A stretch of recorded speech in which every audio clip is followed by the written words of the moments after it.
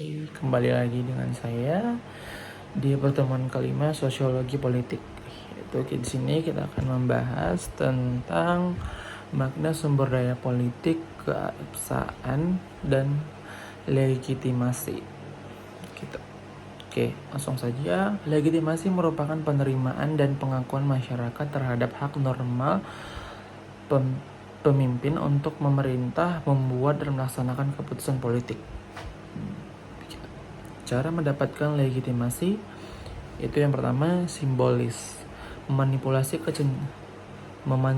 kecenderungan moral, emosional, tradisional, dan kepercayaan, dan juga nilai-nilai kebudayaan pada umumnya dalam bentuk simbol-simbol. Contohnya upacara kenegaraan, pementasan wayang, ataupun yang lainnya. Yang kedua, dengan cara menjanjikan dan memberikan kesejahteraan material pada masyarakat seperti menjamin ketersediaan kebutuhan dasar ataupun basic need, yaitu fasilitas kesehatan dan pendidikan. Yang ketiga, dengan cara menyelenggarakan pemilu ataupun pemilihan umum untuk menentukan para wakil rakyat, presiden dan wakilnya, anggota lembaga tinggi negara, ataupun referendum untuk mengesahkan suatu kebijakan umum. Tipe legitimasi. Berdasarkan prinsip pengakuan dan dukungan masyarakat terhadap pemerintah, maka legitimasi dikelompokkan menjadi 5 tipe. Yang pertama, legitimasi tradisional. Yang kedua, ideologi. Ketiga, kualitas pribadi. Yang keempat, prosedural. Yang kelima, instrumental. Kemudian karakteristik dari kekuasaan. Itu yang pertama, kekuasaan adalah kemampuan untuk mempengaruhi orang lain. Yang kedua, kekuasaan itu bersifat rasional. Yang ketiga, kekuasaan itu bersifat situasional. Yang keempat, kekuasaan itu bergantung pada penggunaannya. Yang kelima, kekuasaan didukung oleh sanksi. Yang keenam, tujuan kekuasaan tidak selalu jelas. Yang terakhir, berbeda dengan pemegang kekuasaan yang identitasnya tidak jelas gitu. Kemudian sudut pandang tentang kekuasaan.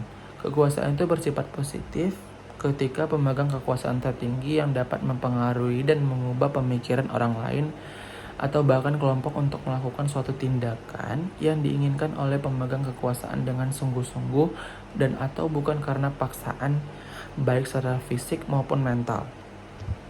Hasil dari penggunaan sumber kekuasaan itu berupa beberapa jumlah individu yang dikendalikan, kemudian bidang kehidupan yang dikendalikan, dan yang terakhir itu keadaan pengaruh kekuasaan.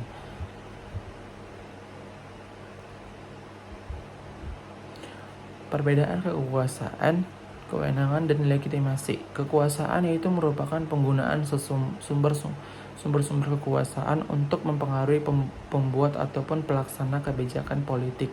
Sedangkan legitimasi yaitu pengakuan dan penerimaan kepada pimpinan ataupun bersifat bottom up. Gitu. Sekian dari saya pembahasan tentang sosiologi politik pada pertemuan kelima yang membahas tentang sumber daya politik dan legitimasi. Sampai jumpa di pertemuan yang berikutnya.